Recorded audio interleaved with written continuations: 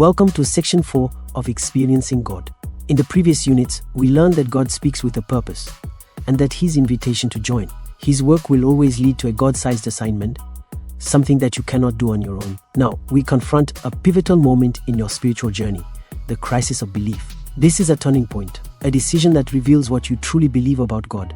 It's not a one-time event, but a daily reality. How you respond at this juncture will determine whether you partner with God in a miraculous, life-changing way or miss out on His greater purpose for your life. The word crisis means a decision. When God invites you into His work, you will face an assignment so immense you know that if God doesn't intervene, you will fail.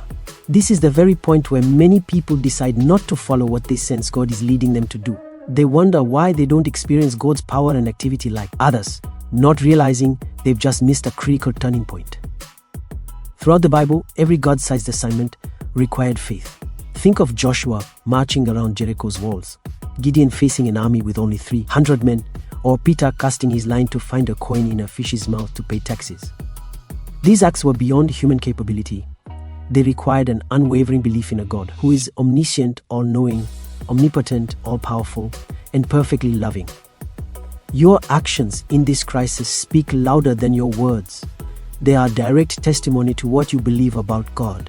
Sarai, when faced with God's promise of a son in her old age, limited her belief to her human reason and took matters into her own hands by giving her maid to Abram, an act of unbelief that was very costly.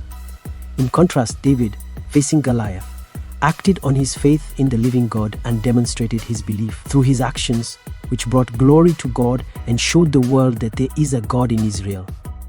This brings us to the second critical turning point: adjusting your life to God.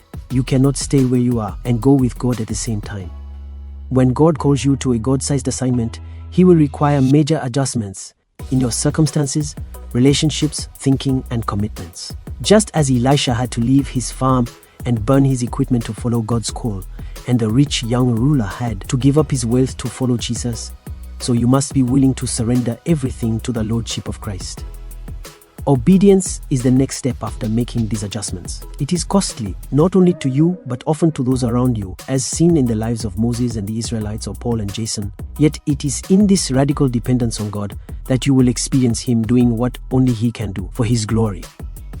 This section is your invitation to examine your faith and ask yourself, are you willing to face the crisis of belief and make the necessary adjustments to join God's work? Let the stories of those who went before you inspire you to have the kind of faith that pleases God and results in experiencing Him in a new, powerful way.